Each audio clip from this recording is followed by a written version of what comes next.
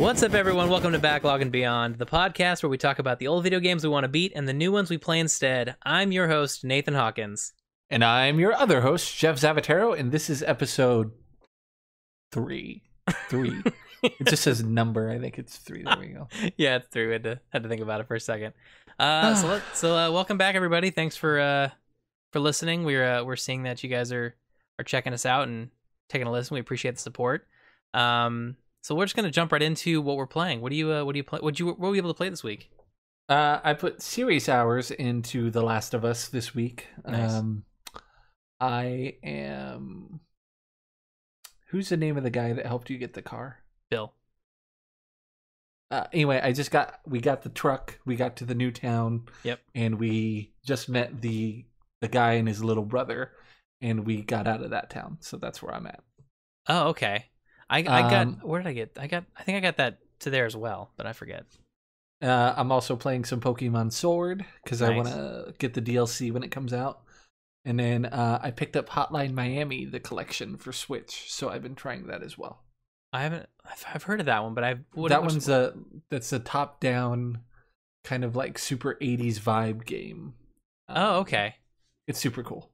That's awesome. I'm having a lot of fun with that one. That's awesome. It's really, really hard though. At least it can stay challenging. It's rewarding because you could play with like melee weapons or guns, but as soon as you use a gun, everyone in the room or in the building hears you, and they all come right at you. Oh, damn. And the aiming system is really difficult to do on the fly. Okay, I have heard of this game. I don't think I've ever seen footage of it, so I'll have to check it out. Yeah, I just got it on the Switch, so you'll be able to try it. Sweet. All right. Fantastic. What are you playing? I'm also playing Last of Us. I got pretty far, actually. I think I also got to past where you met up with the guy to get the truck and everything. Mm-hmm. But right now I'm currently at the hotel, where like there's all those bad guys or whatever. Like I fell down like the elevator shaft, and you're like yes. in that watery underwater area for like the longest time. Yes. That was horrible. Is that where you ended up? I finally got back up to the top level where I met back up with Ellie, and she ended up saving my life. Got it. Okay, I did get past that last night. I played like 3 or 4 hours last night. Nice. I'm just trying to get through it so I can get to the next game. It's really, I have ADD when it comes to games, so it's really hard to just focus on it right now. But it's like straining your leg. No, come on. I'm like, Pokemon sounds fun right now, and then I don't. I'm like, I'm committed. You like slap yourself. You're like, no, finish the damn game. That's how I am too though right now. I'm like trying to like just power through it, but it's just been a busy weekend, and But I will say this: I actually have gotten pretty far considering my situation. But man, it's such a good game. I'm really glad I'm playing it again because I'm just reminded of how good it was. Like it still holds up today. I had to switch the difficulty. I thought I was playing on normal, but I was getting killed for like crawling too fast, and then I realized I was on hard because I died like 50 times already. Oh my god! Because there was just parts I'd get stuck on with clickers, and now they got the big guys who are super frustrating. The bloaters. Yeah, they introduced that bloater in the gym. We have to like So now he's like a regular bad guy. Okay. And he could be like 10 feet away and he'll take 2 giant steps and you're dead. Yeah, no, it's like one hit kill. It's horrible. Yeah. I hate that guy. I'm actually I've been playing it on easy since the beginning because I just kind of wanted to get through it. I just wanted to like go through the story. That was like my main purpose. So I've actually died maybe a handful of times. But man, that rifle, like, and I am totally digging the shotgun right now. Like that is like my go-to weapon, like in close quarters. Oh, absolutely. Dude, that shotgun is amazing. It's really helpful. And then I'm also like just taking my time going through like every cupboard, every drawer, because I'm just trying to make as many upgrades as I possibly can. So I'm just having a blast with it. And then I'm also playing Beat Cop. It's a great game. Like I'm super excited for the sequel. I hope I'm not burnt out by the time I get to the end of it. I know, right? But I mean, it'll be a fresh story. I'm not remembering a whole lot as I play, but I know the ending. So when we get there, it'll be like, okay, I'm familiar with this part. Right, exactly. And just FYI, you cut out, but I was just watching you talk in silence for a while. I do that a lot when you cut out. You're just like, just wait till he finishes talking. Yeah, but sure. I just got this power line adapter though, so my internet speed tripled. Damn. I'm now up to 80 megabytes a second. Oh, jealous. And you are much lower than that. Yeah, I was like, what was I telling you? I was like 30 the other day, and then I was like, you were excited. It went up from 4 to the 20s, 25. And you're like, it's not me. Oh my god. No, but on my PC it actually goes much faster. I'm getting like 45, 50 like down. Yeah. Which is I haven't good. tested PlayStation yet. But my PC was 80 and it was actually higher uploading, which was nice. Oh, that's nice. But yeah, anyway, I'm also playing Beat Cop. I'm on day 6. Loving it still, but man, it gets really tough at times, like when you're trying to keep track of everything you need to do, because it's a very multitasking oriented game where there's like a bunch of stuff to do at once, and you kind of have to like make a decision, like a quick decision, like, okay, do I go do this, or do I like help work with the mafia, or do I work with the gangs? Do I just be a good cop? But I'm really enjoying it. I think my only gripe with it so far is that I wish that days were slightly longer, because they just go by so quickly. But I do understand the reasoning that they did make the days so short, is because to give you that slight level of stress to try to like tackle everything in a short amount of time. Luckily, when you're actually having conversations with characters, time stops. So you don't have to feel like you're trying to rush through conversations. You can actually like slowly go through the conversation. That's cool. So yeah, that's what I'm playing. So moving on, free games. It's a new month. So if you are paying for a subscription service of some sort, or if you have an account that offers free games, they are available now, obviously. And we're just going to quickly run through the list of the free games this month of June. You got PS Plus, you're getting Call of Duty World War II and Star Wars Battlefront 2. Xbox Live, you're getting, sorry if I pronounce this incorrectly, Shantae and the Pirate's Curse, Destroy All Humans, Coffee Talk, and Cine Mora. Nintendo Switch Online on the SNES, you're getting Wild Guns, Panel de Pon, Operation Logic Bomb. On the NES, you're getting Rygar, and Epic Games Overcooked. Yep. And if you don't have an Overgames account, those ones are absolutely free. So make sure to claim them, even if you don't have a game-worthy computer now, because you could always have one later. That's right. You can upgrade. And you have all these free games already. They've already offered Grand Theft Auto 5, Civilization 6, Borderlands, a Handsome Collection. So that's what I did when I had a PlayStation 3. I claimed all the PlayStation 4 games, even though I didn't have one yet. You're like, hey. And so by the time I got it, I had like a dozen free games. And I wish I started earlier, because I missed out on a whole bunch. Like, that's really smart. I don't even know why I didn't think of that. Yeah, they had one. What's the one with the lightning? Infamous. I missed out on Infamous because I didn't do that before. Infamous is so good. That's like one of my favorites. Sucker Punch. Ghost of Tsushima.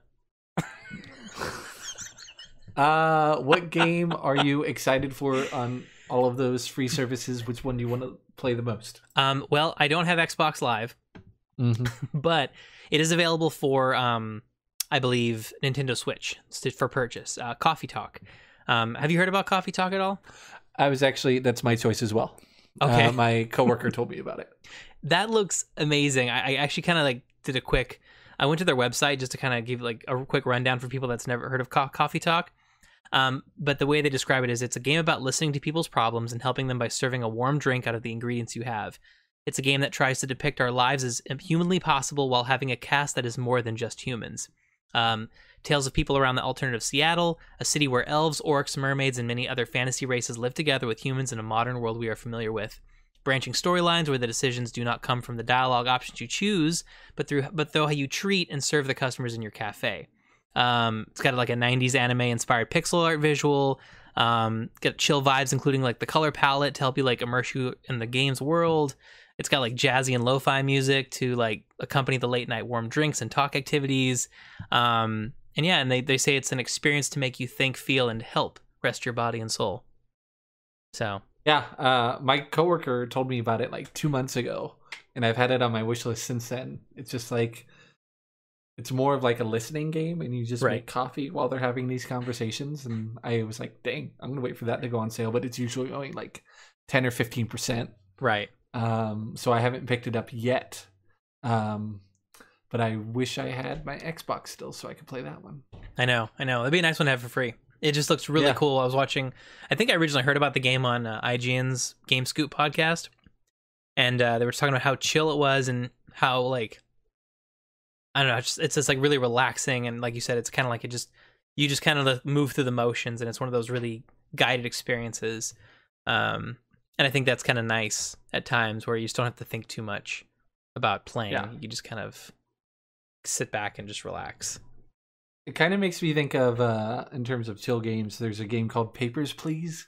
Okay. And I think you're like a border agent, and people are trying to get into the country, and your job is to look over their papers and see if you should let them in. Like, that's crazy. I may look like an absolute fool because I realized I was spreading a lot of misinformation when we were talking about The Last of Us last week. So please know that most of the time I'm talking out of my butt. Like, I said Left Behind was about the chick that died in Last of Us, and the character I was thinking of didn't even die. She was just injured. And it turns out you were right. It's not a prequel. It's kind of a sequel, like an in-between game. That's what I read. So that's, you said it's like side story, but I'm like, I know it's about Ellie. Okay, yeah. But it's like after what happens in The Last of Us. Oh, interesting. So it follows immediately after. I think so. It's something like Joel gets injured and Ellie has to go on this mission to without Joel. And so like this game has already taken place, it seems like. Okay. So then I definitely have to play that as well before the next one. I know, and like I've never played that one, so we'll see how that one goes. Right. Well, at least we have it now. I'm glad it came with a remastered edition after I purchased it separately like an idiot. Nathan's like, I bought Left Behind, and I'm like, we already own it for free with the remastered. He's like, what? 5 minutes later, he's like, damn it. Yeah, I know. I was like cursing on like a text to him. I was like, I can't believe I did that. Like, what an idiot. So stupid. Oh well. Yeah, than that, like Call of Duty World War II, I loved that game. Battlefront 2's fun. I remember playing Destroy All Humans on the PlayStation, I think. PlayStation 2, maybe? Yeah, and I think they're about to re-release like a completely remade version. Yeah. I think it's a sequel, isn't it? Destroy All Humans 2?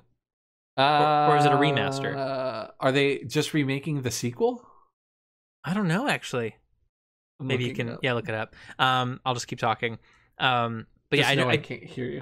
Yeah, that's fine. I do remember playing Destroy All Humans, and that was a lot of fun. Just like shooting cows and people with your laser gun and stuff. And then obviously I definitely want to try Overcooked. Obviously we have it. I just have to. No wait, I have played Overcooked. I'm an idiot. There is also a sequel, but they're remaking the first one. Okay, that's what it was.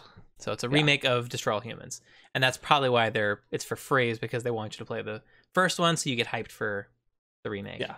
Makes sense. Overcooked, I wish it had online multiplayer, but I think the second one does. Overcooked the first 2? one did not. Overcooked 2 has online multiplayer, but the first one's not. Okay. I don't know any of those Super Nintendo or regular Nintendo games that they're releasing for Nintendo Online. Neither do I. Like, I don't know any of those at all, so forgive me. Yeah. Bring us Earthbound. Earthbound. We want Earthbound. I want to try it. I know, I do too. I was watching like some video footage of that game, and it actually looks kind of fun. Like I'm curious to see why it's so difficult, because that was one of the fun facts. It was like, it was so hard the guy to play it like in debug mode. I'm like, really? Yeah. Okay, well, whatever. Anyway, so again, if you have any of these services, those are free this month of June, so grab them while you can. All right, moving on to Video Game Taboo, where we go to a random list of video games and we try to guess as many as possible in 90 seconds. The goal is to get all 16 games correct between the two of us. What the prize is, I don't know. It's kind of like that one show, Whose Line Is It Anyway, where the points don't matter, and I forget. I can't hear you at all. I'm honestly surprised you could hear me, because I started talking and then I can't realize you were also talking. And I completely have nothing. Technical difficulties, everybody. And we're just like, the funny part is we're talking over each other right now because we're gonna sync our audio together at some point, and it's just gonna be us talking over each other. He's making big gestures with his hands. So, and then I got your laughter. Great. Okay, great, awesome. And it cut out again, man. You need to get your internet straightened out. I swear to God, I'm ready to like. This is messed up. This is gonna be the worst probably because you can't even hear what I'm saying as I'm describing these games to you. No. Are you still talking about the free games? No. Oh, I moved on to video game taboo. Okay, good, because this is like the worst podcast episode so far. It's just us two talking independently. We're actually gonna release these episodes separately, and then it's gonna be their own episode. You're gonna get 2 episodes, us talking about the same things generally. We may touch on the same topics. With lots of periods of silence and us talking to ourselves. Oh my God. Okay. Well, I'll tell you what, you go first. You describe the games to me first. I'll start the timer. And we'll see if we can do this without dropping anything. Dropping any audio. No, I'm just watching. Is there any way you could turn on the speaker on your laptop where we're doing Zoom too? Yeah, I think I can. I wonder, do I actually have audio set up on Zoom? Let me see here. Join audio. Let me see if I can do this. Join the computer maybe audio. Like worst case, I hear you twice, but best case, right? I hear at least one of them. Can you hear me now? I've turned the computer on the audio. I've turned the audio on my computer. Okay. On my laptop. So I can see the green light going up and down. So it looks like my microphone is working. Okay, yeah, it looks like you're talking, and then I could hear you, but it's like the same level of quality, so I don't know what's going on. Weird. Yeah. Okay. Huh. Okay, well, let's try it. Okay. So So I guess you'll go first for video game taboo. Okay, so I'll do the descriptions first. Yeah. Okay. I'll let you know if I could no longer hear you. Okay. All right. Okay, let me just kind of look at these real quick. Okay. All right. Are you ready? Here. Yes. We go. Okay, this game is a PlayStation exclusive. It just came out from Hideo Kojima. Didn't do so well for a lot of people. Oh, it's the one with the dude from The Walking Dead. Norman Reedus. Yeah, Norman Reedus is in it. Not Life, but Death Stranding. Yep. Death Stranding. Yes, there you go. And then we have let's see here. Let's see here. This is a game with the plumber guy from Nintendo. Super Mario Brothers. Yeah, but it's the one that was on the new oh my God, how do I say this? It was the Super first Mario 3D, Odyssey? The first 3D world. Super Mario 64? Yes. The one where you make holes in the wall and you could like jump. There's like blue holes and like orange holes, and like you can transport from one room to the other. Oh, Portal. Yep. It's the series that's one of the most beloved. It's the open world where it's like it takes place after like the bombs. Takes place in the place where you gamble. Where do you go to gamble? Grand Theft Auto 5? Casino Royale? Where the casino's located.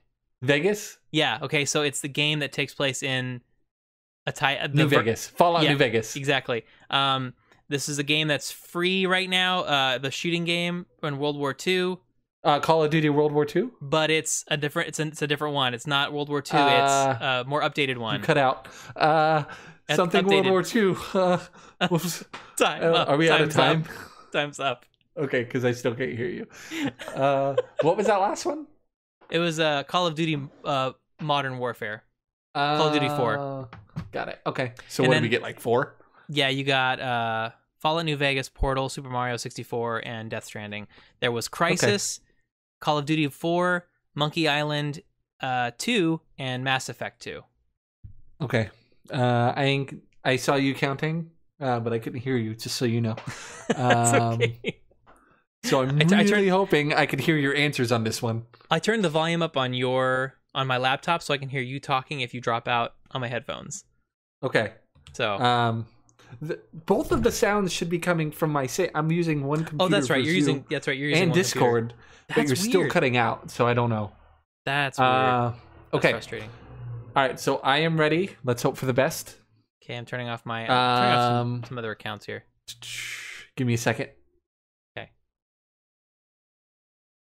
Okay. I can't hear you at the moment, but let's hope for the best. Yeah, let me get the timer started here. Okay. All right, here we go. Okay, you ready? Timer starts. Oh, I can't hear you. Dang it. Can you hear me? Can you hear me? I can't hear you at all. Man, this sucks. Looks like you're trying. Maybe if I join. That's so weird. Yeah. That's really frustrating. Video. Okay, well, I'm gonna hope for the best. So let's go. Ready? Okay. Set. Go. Snake. Snake. Metal Gear Solid. Okay, great. Okay, great. Boy. Oh, God of War. But the third in the series. God of War 3. Okay. This one's free on PlayStation. Right now. Yes. Star Wars Battlefront 2. Yep. And then Ollie. Oxenfree. Yep. Okay. This one is a choice-based one, but you can control time. It's kind of like a Telltale game. Oh man. 3 words. Yes. Another word for weird. Oh, strange. The third word is the other word for weird. The thing that we live. Strange life. Life is strange. Life is strange. Okay, life good. Is strange. And then a long trip is also known as a vacation. It's our life's blank. Life's journey? Yes. Journey. I couldn't hear you, but I saw you say it. Yeah. So 3 words, breathing fire. They breathe fire. Oh, dragon? And dragon then age? I'm 31. That is my age. Dragon age. And then the very beginning. Dragon age. We already did this one. Dragon age. Origins. Yes, good. This one's a World War II first-person shooter. Call of Duty. Sequel. Call of Duty 2. Wolfenstein 2. Yes, good. Time's up. Is that all of them? That's it. Time's up. We got Life is Strange. We got Wolfenstein 2. We got God of War 3. We got Battlefront 2. We got Metal Gear Solid. We got all 8, dude. And I did it without being able to hear you for half of them. That's amazing. Lip reading is powerful. I got lucky that you knew Ollie and then the snake. Yeah, that. You almost didn't get Life is Strange, but yeah. I know that was tough. I knew it's funny because I knew exactly which one you were referring to, but I just could not figure out the order of the words and the words they were. Yeah. But it's funny because we had already done Dragon Age Origins last time, I think, and it was the same thing. You were like, breathe fire, and I'm like, grease fire. You're like, breathes fire. Oh my god. All right, well, so we got what? 12 then? Yeah. But like we switched. I was good at the other one last time. Yeah, last time. I just got lucky with the set of games I got.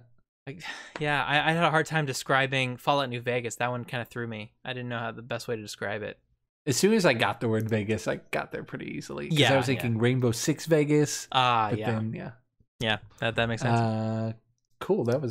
I feel good about that. That was pretty good. I'll say nice job. Nice.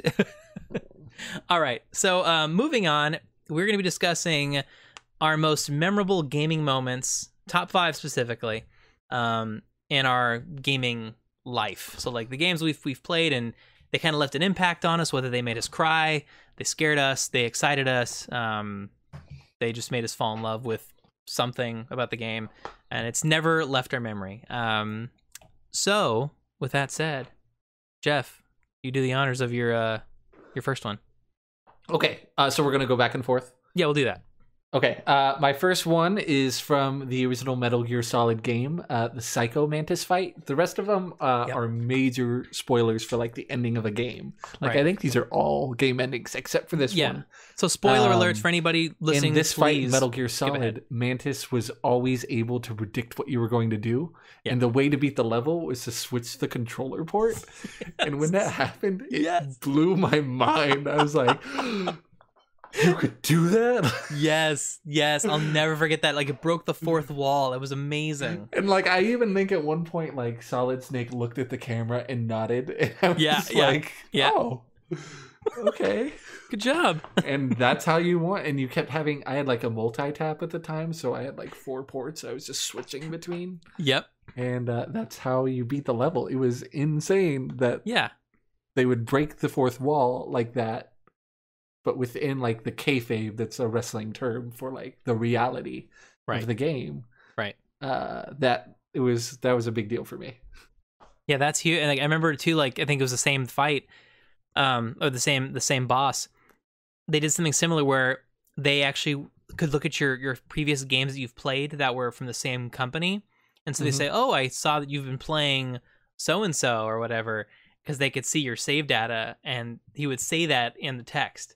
So it's very similar to that experience. It's just like, yeah, that blew my mind too. I'll never forget that as well. My fifth one is also a Metal Gear Solid moment. It was Metal Gear Solid 4 in the oven hallway, or whatever you want, the microwave ventilation, whatever. Basically, it's this scene where you're basically trying to escape. Like it's I can't explain it. It's like one of the most stressful moments I think I've ever had in gaming, and probably the most tiring. It's the last section right before the final boss battle. It's basically covered in microwaves, and it's like weakening Snake as you get further and further. So at one point you're like walking, and then by the end of it you're like crawling, and you're having to like mash. I think it was the X button at the time. I forget what it was. But at one point it goes to like a split screen, and you're trying to you're watching your friends get like attacked, and they're like losing the fight. So your friends are in trouble, and you're like just trying to like get through and survive. And so not only was like it was this emotional scene, my arm was legitimately tired, and it was dying from the pain. I remember I think my arm was cramping at the end of that because it was so difficult. It was like probably the hardest I've had to work at any game, and that's why I'll never forget it, just because of the pain my arm felt afterwards. But it was totally worth it. It was so epic, and it actually felt like I was struggling with Snake to like get to the end. It was awesome. I think that's the first thing you spoiled for me. Like I think that might be the first video game that you spoiled the ending for me. Oh. Yeah, and I specifically remember talking about how you were like, ah, and you like trying to tap the buttons. I was screaming. Yeah. I should note before I go on to my fourth one, I made my list after you did, so I saw what you put on there, and there was a couple of them that I would have put myself if you hadn't. So I tried to pick moments that you did not. Okay, well, I mean, if there is any that you mentioned, like, feel free to like at least let me know which ones. I'll like jump in. I'll be like, oh, that was a big one for me. Cool. My number 4, I have not beat Mafia 3, so I don't know the repercussions of this one. But Mafia 2 at the end, you have one ally that's your ally the entire game, and that's Joe. Yep. And you both bring down this big boss together, and you both get in separate cars. And as you're driving, your car goes one way, Joe's car goes the other way. And your character's like, what? What's going on? And they're like, sorry, kid, he wasn't part of the deal. And it hurt me so bad that a character that was so loyal to you, he didn't even have a stake in the fight. He just wanted to help you. Yeah. And then they took him down like that. And I don't know if he was killed. I don't know if he shows up in Mafia 3. Yeah. Because I know Vito shows up in Mafia 3. Right. But like that enormous guilt to be able is like such a gift to carry into the next game, to give the character that weight. And as an audience member to that cinematic moment, I was just like heartbroken for him. Right. That game had some issues. The whole story as a whole sometimes lagged a little bit, but that ending pushed that game forward for me. Like I was jaw dropped when that happened. Even and I played that game several years after it came out, so you just forget about the graphics, you forget about the sluggish gameplay, and you're like, oh my god, that was good. But that's my number 4. I remember that too. That was insane. I loved that. That was I won't forget that one either. That was really good. Yeah. Fallout 3, Megaton. That was a huge one for me. I remember, I think at the time I was like just starting to get into like open world games. I think I had played like Grand Theft Auto at the time, Grand Theft Auto 3, but I feel like this was the first game that I had played where I actually had some kind of stake in the actual storyline and what actually happened to these characters. I just remember being overly excited to the fact that I could decide the fate of an entire town in the game, and all of those missions that were available, all of those characters that lived in that town would just be gone. I could walk away from that town, and say, "Yep, let's destroy it. Go to the top of Tenpenny Tower and blow it up, just nuke it, and never ever know what could have been at Megaton." So that kind of freedom blew my mind, and I remember like being so excited, I think, for the rest of the game, because I was like, man, if I get this kind of choice so early on in the game, I couldn't even imagine what other choices I'd be able to have later on. And I think that was kind of like what set the tone for me for open world games, is that level of choice. And I've kind of always looked for games with that level of choice, because it kind of helps me immerse into those kinds of games. But yeah, and I think the first time I played through, I didn't destroy it because I was trying to be good, but immediately, like, I think I saved it and then I did destroy it, and just seeing the town being decimated and then going back to the town afterwards and seeing all the fallout and like the remains of the scrap and stuff, just everything just gone, like this big like crater in the ground. I was like, that is amazing. I just thought that was so cool, and that will stick with me. So it's been a long time since I played that game. Is that early on in the game? Yes, pretty early on. Okay, that's like the first town you go to, literally right? the first place you go to, and you have the option of destroying it. That's one of the few open world games that I fully completed. Nice. And it took some time for me to get through it, because it was like there's just so much to do, but I really appreciated that moment. I also play games as a good guy all the time. I feel enormous guilt being mean to a fictional programming. Like I can't be mean to anybody. Yeah, I was even nice to Micah most of the time. Like, like, hey man, maybe you could just like not be so mean. Like, I'd appreciate it. He did give me an extra gun holster. He's a cool guy. He had a nice mustache. I did like that game a lot. I was hoping it would get remastered for the anniversary, but it did not. That'd be nice. Instead, we got more 76. Anyway, my number 3, I failed to mention the Phoenix Wright series in my favorite games of all time. I adore the Phoenix Wright series. I need to catch up. I kind of missed the 3DS era of those games. I had a Nintendo DS and I played all of those, even the investigations. The second game, though, the last trial in the game, up to this point, you're defending people that Phoenix is passionate or innocent, because he's a defense attorney, and you have to believe it, and most of the time they are, and they're all likable characters. Right. But something about this guy that you're defending feels off, and later it's revealed that he did it. This guy did it. And once you figure that out, they kidnap Maya. And the hitman that your client hired was like, if you don't prove him innocent, I am going to kill her. And wow. The prosecutor is like your nemesis that you've had your entire law career. It was Edgeworth. And he has been known to do whatever it takes to get the verdict, because he puts his absolute trust in the police to do the right job. And so sometimes he falsified evidence, but you start to see who he is and why he believes in the police department the way he does.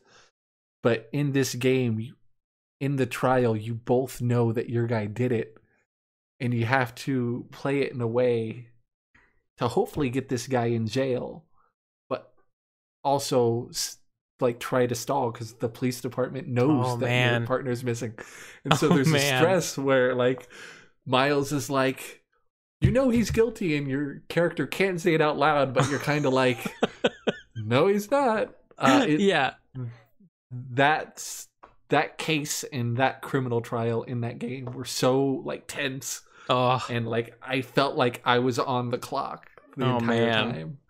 I don't even have to say the ending out loud. Just it was so good, and I'm trying to get to that point in the game again, but there's a couple of cases that I just don't enjoy playing leading up to it. Gotcha. But I had so much fun on that case. That is really cool. Yeah. I need to play through the rest of the series too. I've only started like I think the first one, and I've gotten through like 2 or 3 cases. But I do want to go through all of them at some point. I do enjoy them as well. I think they're super fun, and just having to like use critical thinking a little bit to kind of like put 2 and 2 together with their statements and how it relates to the evidence that you have on hand. So I do appreciate that game a lot. All right, my number 3, Red Dead Redemption. John Marston. Spoilers, his death at the end. Another game I've spoiled for Jeff. Yeah, that was the biggie. I couldn't believe that. I could not believe. Like I for some reason thought he had beaten the game. I don't think I would have. I don't think I would have told you that if I wouldn't have thought you would have beaten it, because it was so good. Like the thing about it was you spent like at least 20 hours working with the government to have some peace, settle down with your family, getting to know this character, falling in love with this character. They even give you this false sense of security at the end by having you do things with Jack. Like you spend time with him on the ranch and you show him like the ropes and you take him around the ranch and like, oh, here's how you do this, here's how you do that. And like this false sense of like, oh, things are going to be better now. Yeah, and it felt like the epilogue. Like it was like, oh, the game's over. We're just showing what John's life is going to look like from now on. Yeah. No, it's not. And he's one of my favorite characters of all time in video games. And my heart dropped like when I walked out of that barn to see John entirely outnumbered. Like, but it's really funny because even though I knew he was outnumbered, there was the slightest bit of me that I was hoping he was going to make it out of there somehow. I don't know why, but there was just the slightest, like maybe he can get out of this. Maybe something will happen, some divine intervention. But I remember going into Deadeye and I just knew, I was like, I don't have enough bullets for this. I don't have enough bullets for all these guys. There's only so much in a 6-shooter. You know what I mean? Yeah. And then when, of course, obviously I went into Deadeye and I took out 2 or 3 guys, and then you start seeing the bullets fly and that you're just covered in blood. And I was just upset. I was frustrated. Yet I was so content with such a powerful ending to a game that I had just fallen in love with for that length of time that I've been playing it. But that was like the first time I think that a game had shocked me. I think. If not shocked me, it moved me in a way that was very unique. I can't tell you how many times I redid the ending, trying to get as many guys. Like I'm like, maybe if I kill the right guys, or like as I kill as many as I can. Right. No, there's no way. But what's funny, so what's interesting about that, if you actually try to go back with like 1 bullet, there's like 5 or 6 guys. If you go back with a full set of rounds for both guns, there's like 30 guys. They actually increase the amount of guys based on the number of bullets you have left in your chamber, which I thought was interesting. It's their way of saying, nah, this ain't happening. They could have easily just done 30 guys no matter what, but they're like, we want to make it look doable. Exactly. Exactly. It's almost like they wanted to give you that false sense of like, well, maybe you can get out of this one. Yeah. Nope. Speaking of that game, there's been the rumors floating around, but that they're doing a complete remake for the next gen of consoles. Yeah, you sent me that text. I was like, what? My fingers crossed. I will play the first one again and then go straight into that game. Yep. I agree. I'll play Red Dead Redemption 2 again just for the house building song. Dude, it's such a good scene. That was like the best part of the whole game. One of the best moments of the game by far. Like she's like, you know, Abigail's just like, you do nothing but like make life worse for us, and he's like busting his butt building a house for like months, like just for her. Like he's such a good guy. He's so stupid sometimes, but he's such a good guy. Yeah. So all right, so my number 4 is the game we are currently playing, The Last of Us. Yeah. I like, before I started playing the game again, just like, so what happens is you're taking a girl who has been infected but she hasn't turned, and it usually takes 2 days, and when you meet her it's been 3 weeks. Right. So they think she is the key to the cure. But in order to get the cure from her, they would have to kill her. Right. And once Joel realizes this, he takes her and he kidnaps her and he shoots his way out of the building, holding the unconscious Ellie in his arms.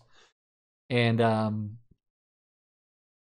when you get out, you're like, oh, they decided they weren't going to find a cure anymore. And she's like, are you telling me the truth? And he says, yes. And I remember just thinking, like, damn. Like, this dude lost his daughter, and like this is his replacement daughter. But playing it again, I forgot how much on his side I was. Like, I was like, absolutely take her with you. Humanity be damned. Like, she could have cured the virus and saved the world, but he just wanted a second chance to save his daughter. Like, I know. That's what he did. Like, the way you so phrase that, you almost got me choked up there just for a second. Like, that is heartbreaking when you put it that way. Like, he wanted a second chance to save his daughter. That is beautifully put. Yeah. Oh, that hurts me. Another ending that gets me choked up when I tell it, I didn't put it on my list, was at the end of Spider-Man. When yeah. Because I was telling the story to my mom when you have the option to either save the cure for everybody but let Aunt May die, or you could just save Aunt May and everyone else dies. Right. When she says, "Take off your mask, I want to see my nephew," I'm like, oh my God. Aunt May. But like, I get choked up telling people the ending. I just picture you like, playing the story, and then it cuts to you, and like you're wearing the mask, and you're like taking it off. Aunt May. You're like wearing a mask as you're playing. I can't believe I didn't put that in my top 5. Yeah, that's another one that gets me choked. That was such a good scene, because like just. It's bittersweet, because just the way she says it, you're like, oh, she knew the whole time. This is horrible. But like at the same time, it's two sides of the same coin. Right. Like, Spider-Man sacrificed his aunt to save humanity, and Joel sacrificed the world to save his new daughter. Like, yeah, exactly. Save his second daughter. Yeah, man. Because you could, like, as you're playing the game, you see how closed off he is. Like, he doesn't want to love her. He's like, this is a job. I'm getting you there. And then, like, you get to the part where she saves his life. And at first, he's mad at her. But eventually, he's like, you did save my life. Thank you so much. Yeah. I love you. Yeah. Yeah. Those, I guess, I cheated and I have 6. But those... It was nice that I was able to connect them. They're like a mirror. Yin and yang. It was the same story told 2 different ways. Right. Oh, man. Oh, good times. All right, moving on. My next one, Telltale's, I hate saying it, Telltale's The Walking Dead. The first one, Lee's death. That was, speaking of another father-daughter dynamic that happens in a game, I just remember that moment when you knew it was over, and you'd spent the entire time taking care of this girl and watching her become so much stronger because you gave her the courage to like fight back and the knowledge to like survive. And it was kind of like, you're all grown up now. It was kind of like when a father says goodbye to his kid going away to college, but it's, obviously he's dying. It's a little bit more deep than that. But it's like you've seen this girl grow, and you feel comfortable actually saying goodbye to her because you know that she can take care of herself. But at the same time, the voice acting was just so well done. You could actually hear the real sadness in their voices for some reason. But for the longest time, you believed they were going to make it together, like they were going to survive this apocalypse together, and they were going to be happy, live happily ever after. But honestly, I don't think I could. I mean, I think it was the first game ending that made me cry, like tears. And now with daughters, I don't think I could play it again without crying again easily. Like, hands down, I would definitely cry again. That was just, it was so sad. Like, I one of the really saddest thought, moments. like, I endured the scene of him cutting off his own arm because I thought it was going to work. Like, if I knew it wasn't going to work either way, I wouldn't have done the arm cutting scene. But like, they made you feel like it was really going to make a difference. Yep. So I did it, and you were excited for that game, and I was not a fan of The Walking Dead. Right. I still made the first season was awful. I didn't like it. But you're like, this game is going to be good, and then it came out and you're like, this game is good, right? And then I think I watched you play the cannibal level episode, and I'm like, okay, I have to play this game. Yeah. And so that good. Ending was so good, and I really love that voice acting team because it's the same team for every game. Yeah, like Herschel in The Walking Dead is Bigby in The Wolf Among Us. Like, right? Yeah, those actors have serious range, and I hope with the new company that they still get to work. Right. Because they are seriously talented. Right. No, I agree. I love everything they do, and I hope they have more success because they tell great stories. Yep. All right. All right, so my number one from Final Fantasy VII. Do you know the major spoiler that everyone points to for Final Fantasy VII? I don't, but I don't mind if you tell me. Okay, I'm not going to tell you the one that everyone points to because if you Google Final Fantasy VII major spoilers, something happens. Okay. But my personal favorite spoiler from the game, it's right from the get-go, and they really shove it in your face. Cloud is first-class soldier. First-class soldier. He left them, and now he's fighting with his Avalanche team. That's right. There was a plot point in the game where he and his hero Sephiroth go back to his hometown, and Tifa is their guide, and she guides them to this reactor. And Sephiroth comes to the conclusion that he's a clone of Jenova, and it really drives him crazy. He spends like weeks in the library, like not eating, not sleeping, just studying this, and he discovers that he's this race called the Cetra, which is also what Aerith is. Okay. They're the protectors of the planet, and he chooses to see the human race as scum because he and Aerith are the last ones, and he's like, you guys are scum. You're why there's only two of us left. So he goes to their reactor to retrieve his mother, who he believes he is like a clone of Jenova. And Cloud gets there, and Tifa is nursing her father, who's just been killed by Sephiroth. Gotcha. Their whole town has been burned down.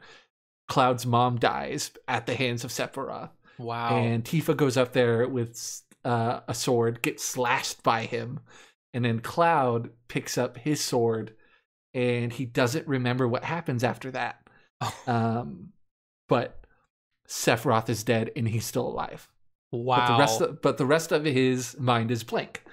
And as you get further in the game, you realize when he talks about this, Tifa doesn't say anything. In fact, she's actually more inquisitive than anything. Oh my God. And right before this mission, they took a group picture with everybody. It was Cloud, Sephiroth, Tifa, and a couple of the villagers. And you realize that the original picture doesn't have Cloud. It's this dude that's dressed like Cloud, same sword, but he has black hair, and his name was Zack. And it leads Cloud to believing that he wasn't real either, that he's a clone. But he and Tifa have these shared memories of his childhood, and she definitely remembers him like being raised with him. But he's unsure, so he thinks he's just a clone, and he goes into this deep fogginess. And what turns out happening, there's a guy, first-class soldier Zack. He actually went on a mission, and Tifa waited for them to arrive, thinking Cloud would be there, coming back a hero, but he wasn't there the whole time. It turns out that he was one of the guys with the helmets and the guns. He never made it to first-class soldier. Oh, wow. So he was so ashamed of it, he didn't reveal who he was when he got to town, but he was there the entire time, and that's why he knew the story. So at the part where Sephiroth goes crazy and he does kill Cloud's mom, he goes to the reactor. He sees Tifa nursing her dad. He sees Zack's been slashed by Sephiroth. Tifa gets slashed. He takes the sword from Zack, gets impaled himself, but he's able to fight back and kill Sephiroth. Wow. But because of the reactor explosion, when he was saved, his memory was fuzzy, and he combined his memory with Zack's. So he thought he was Zack, like had the Zack backstory, and that he was a first-class soldier, but he was just like a ground troop this entire time. Wow. And so at the same time, he has this realization. Tifa's like, you were there the whole time, but I just didn't see you. And it was like this, it blew my mind. I'm like, I don't think I'm doing it justice, but like, wow. The reveal of when it happened was so like heavy and emotional because he went from believing he was a soldier to not believing he was real at all. I think that game did such a good job of giving everyone big emotional depth and backstory. And it was an important one for him to have, not having any real emotional attachment to anyone leading into it. Wow. So, yeah. Something else major happens, and it's a jaw-dropping moment that hopefully you'll experience if you play that one or the remake. Okay. But that, to me, is what stuck. The realization that Cloud combined his memory with his best friend and kind of forgot who he was. So yeah, that's it. That's amazing. That's like that's deep, dude. It was such a piled on. It feels like a lot piled on. But you do this kind of mission where you're going through his memories and trying to figure out where it's inconsistent. Right. Because Tifa the whole time was like, I know you weren't there. You're telling the truth about what happened, but I know you weren't there. That's crazy. But it turned out he was there and he saved her life and she just never knew it. Wow. Yeah, it's so good. That's like the end of a murder mystery, and it's all just like, and yeah, and that that's like the halfway point of the game. Yeah. Like, oh my god, that's the halfway point. Yeah, it's still just 2 out of 3. Yeah. Oh my god. Wow. Yeah, I gotta add it to my backlog, like the remake, because I feel like the remake does not make it that far. Like there is still so much game to go through. Like out of the 3 discs, I'd say the remake gets like 2/3 of the way of disc 1. Wow. So there's going to be like 4 or 5 parts. That's crazy. They're trying to like extend the hell out of this game with remakes. It's amazing. They're gonna get their money. You know Dragon Ball Z Abridged, right? Yes. The company that does that also does Final Fantasy VII Machinima Abridged. Oh. And I think the humor falls flat sometimes, but if you want to experience a story, I suggest you watch that. Okay. Because even though it spoils what you're going to play in the remake, right? I think the remake acknowledges that people already played the original game. I see. So it's kind of nice to see the differences in that way. I see. That makes sense. That makes sense. Then you can appreciate the remake, how they took it to the next level. That makes sense. Okay, cool. All right, tell me about whatever game you got. I know, right? This is nowhere nearly as epic as that. But it's Modern Warfare, Call of Duty Modern Warfare, No Russian. If you remember that level. Basically, you play the part of it as an undercover CIA agent who's participating in a mass shooting at a Moscow airport to gain trust of a Russian terrorist group. So you're like in this elevator, and this guy's talking Russian, and then he says, "Remember, no Russian," and you're like, "What?" And then all of a sudden the doors open, and it's just these people walking in an airport, and you start shooting innocent people. So the level was even preceded with the warning that said, "This level contains disturbing content which may offend some players." I think you were there in the room with me when I was playing this for the first time. Like, you are mowing down innocent civilians like an actual terrorist attack in an airport, and it felt so real and so terrifying. I remember when they started shooting the civilians, I remember my jaw dropped, and I was like, what do I do? And I was like, do I actually have to kill these people? Because if I don't, will I fail the mission? So I just started shooting people, and I remember feeling absolutely horrible because it looked so real. This level was, I think, one of the most controversial things to ever like hit the video game world. Like, it was all over the news. It's just like, oh, this is a game where you get to play a terrorist, and they even took that level out of the remake. It was that bad, and it was, I think, banned in certain countries. This level. If you ever get a chance, you can go back and just type in Call of Duty Modern Warfare No Russian, but you'll know what I'm talking about as soon as you see it. I'm pretty sure you were there with me, and it was. I just remember being like in shock of what was happening. I didn't have enough time to react to what was actually going on. I was like, oh my god, we're just killing innocent people. And I don't remember if there were children in the mix, but it looked so real and it was so scary. So that forever will be ingrained in my mind. Like, never gonna forget that moment. That was horrifying. So good job, Call of Duty. For scarring me. Well done, Call of Duty. How are we doing on time? So we've been we're at 55 minutes. Okay. Yeah. All right, well, let's just quickly go then to our last segment before we talk about the games. Retrospect, where we go back in time and we talk about games that, took place a long time ago. First game, Fallout Shelter, puts you in a control. It's basically kind of like it was on iOS. When did it take place? It came out June 14th, 2015. And you basically play like you're in a shelter and you gotta like build and bring in survivors and all that stuff. Lego Jurassic World, June 15th, 2015. Obviously it's basically Jurassic World, but in Lego.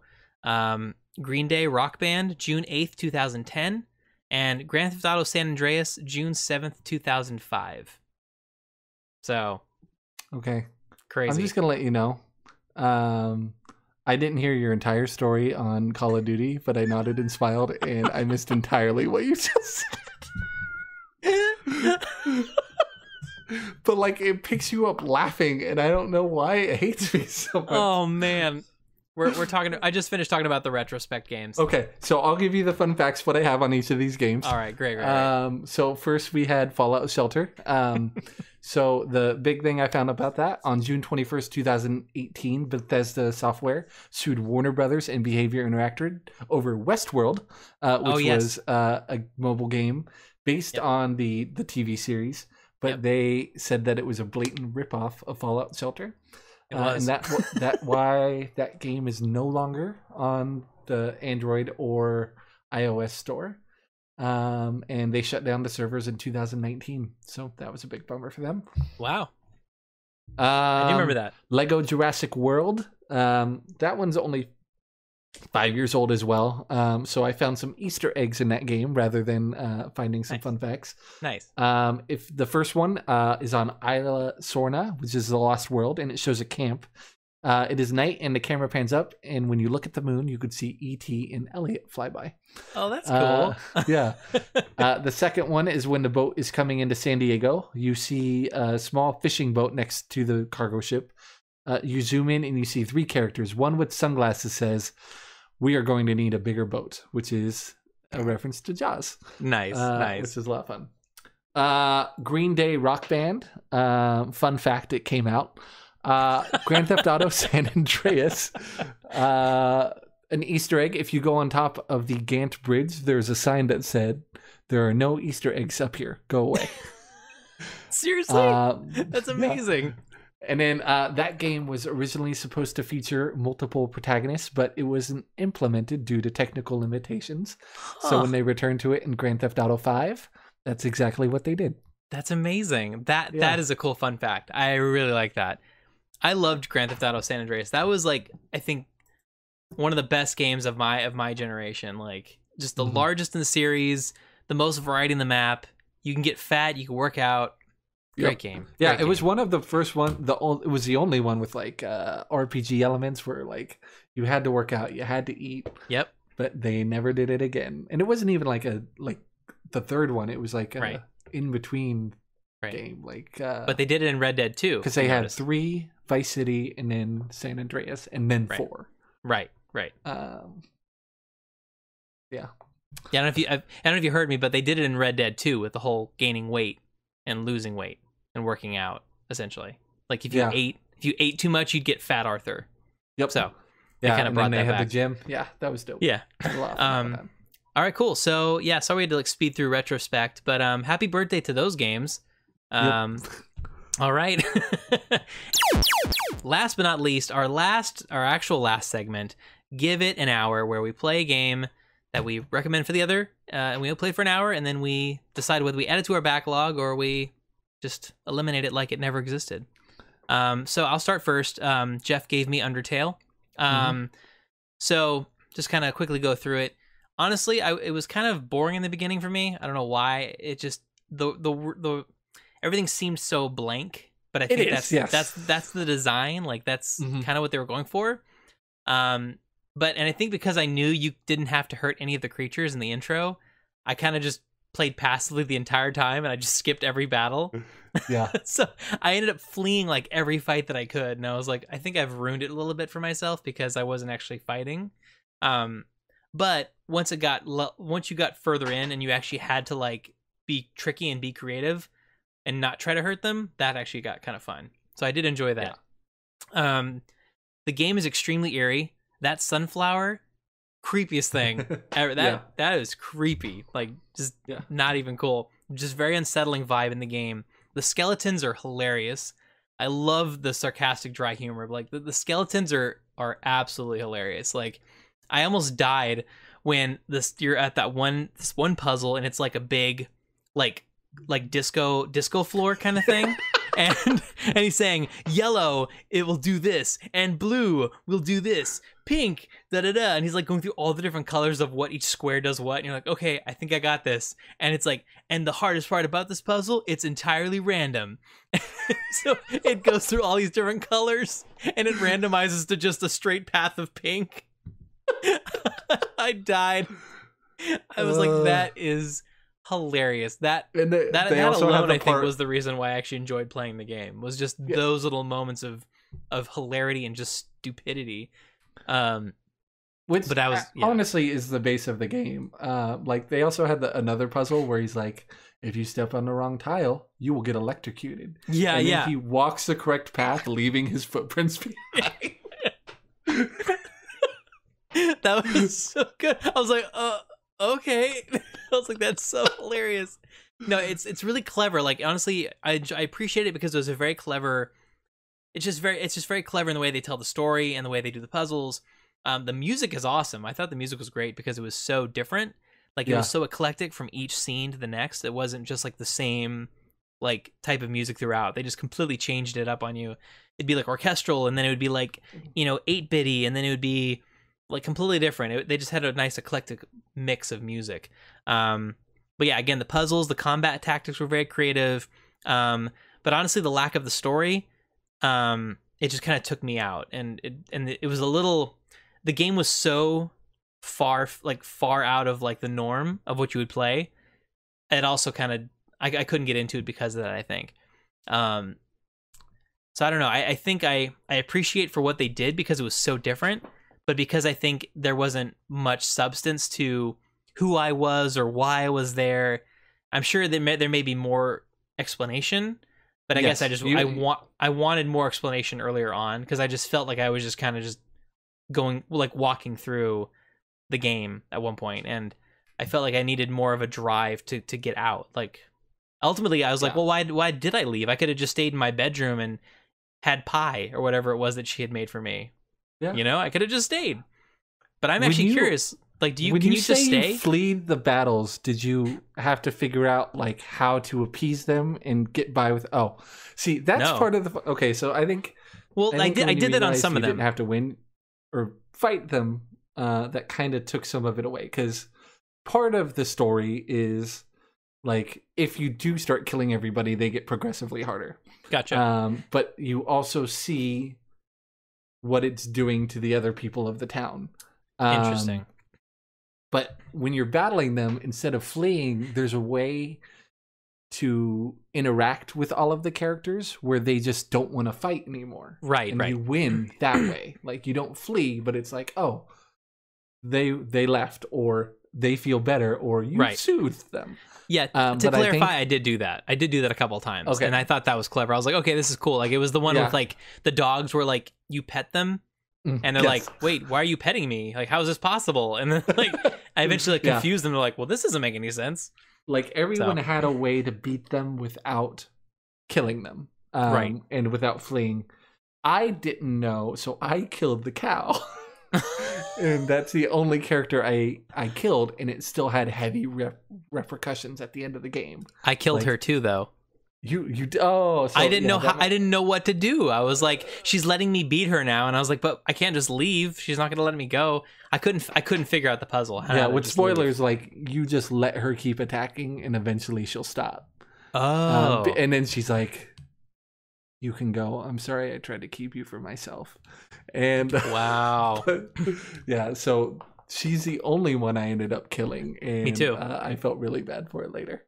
But the point, like, you can't get the true ending for the game unless you beat it the second time without killing anyone. The point is to kill people the first time. Gotcha. And then realize you can go back and not do it and you get an entirely different ending. My issue is the story doesn't change much in the beginning, so it was really difficult for me to feel motivated to go back and do it again. Right. Yeah, but anyway, I appreciate the game, and I'm glad you mentioned it to me, because I have heard good things about it, and I can see why it's so revered as like, a great game. But I will not be adding it to my backlog just because I don't know, it wasn't enough to do it for me. That's fair. There you go. Okay, I played Dead Space. I put it in, and it was like 800 by 600, and I'm like, oh no, like crap! I hate it. But then I realized the graphics just look like crap because it started me on the minimal settings. So when I put it up to 4K, it actually looked really good for being a PlayStation 3 era game. Nice. My big observation is all of this stuff's happening in the beginning of the game, and I'm still sitting in a chair. Yeah. And they're all thrashing, and I'm just like, this is great.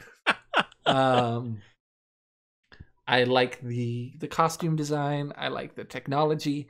My big complaint about this game is just how clunky the combat felt.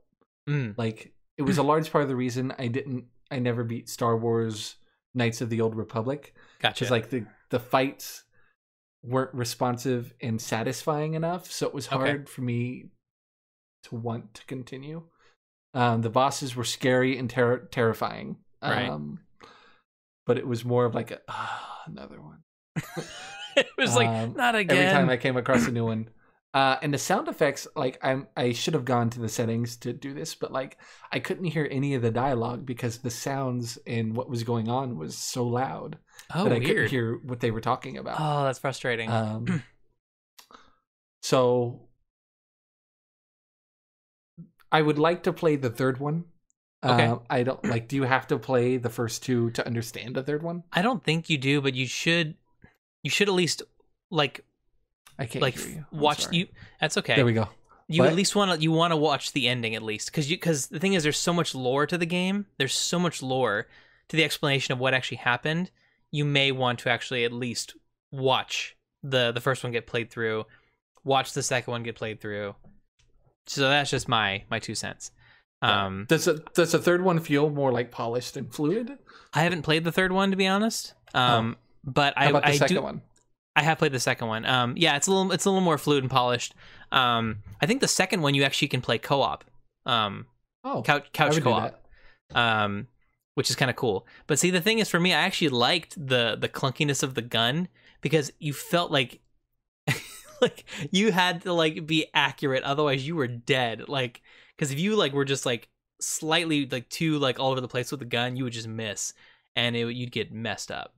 So I think I for some reason I actually liked that feeture. I don't know. I thought it made it even more eerie. Like I couldn't turn as accurately as I wanted, and when I would do like a melee attack, it would take too much. It would do a lot of wind up, and I felt like by the time he missed, I was already wanting to do something else, but I was stuck in the animation. And ultimately, I think the point is the melee is a last resort. Your ultimate goal is to use your gun the entire time. But anyway, so it's not like a resource management like the other game, like Last of Us. No, definitely not. Got it.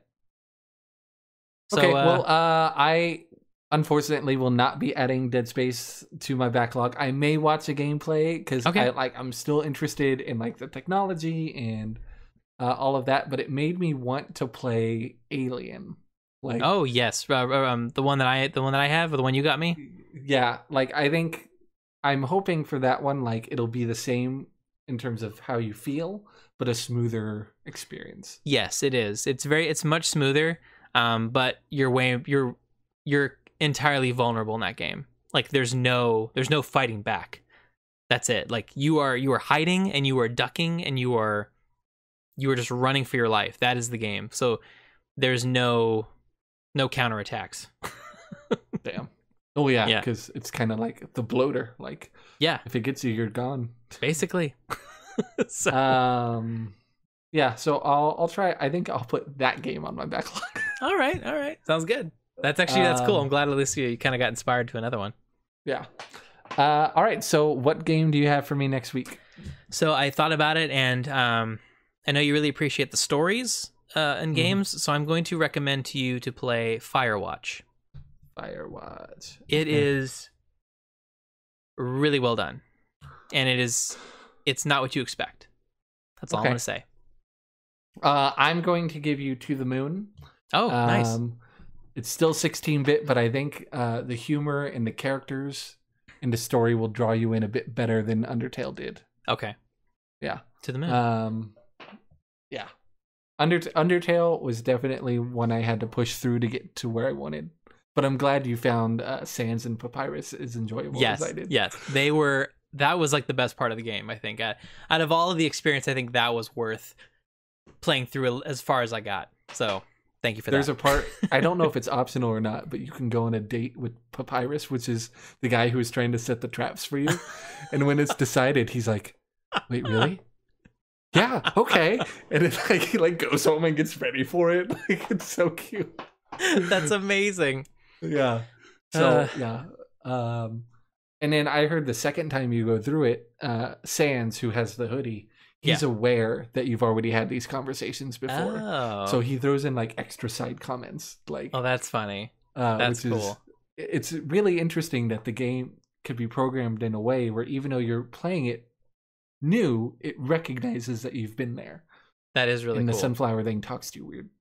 The sunflower is creepy as hell. That is just that is not cool.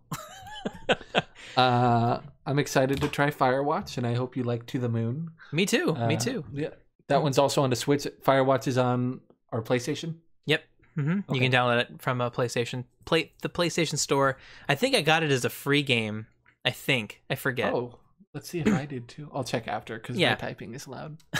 Either way. So if you guys want to contact us with any questions, if you have any comments, or if you want to tell us about your favorite video game moment of all time, you can email us at backlogendbeyond or contact@backlogendbeyond.com. That's where you can reach us. My name is Nathan Hawkins. I'm on all the social medias as Early Bird Nerd. I'm Jeff Zavatero. You can find me as Zavadabadoo. There you go. Thanks again for listening, everybody. Have a wonderful day, evening, whenever you're listening, and we will see you next time. 1, 2, 3, 4, 5, 6, 7, 8.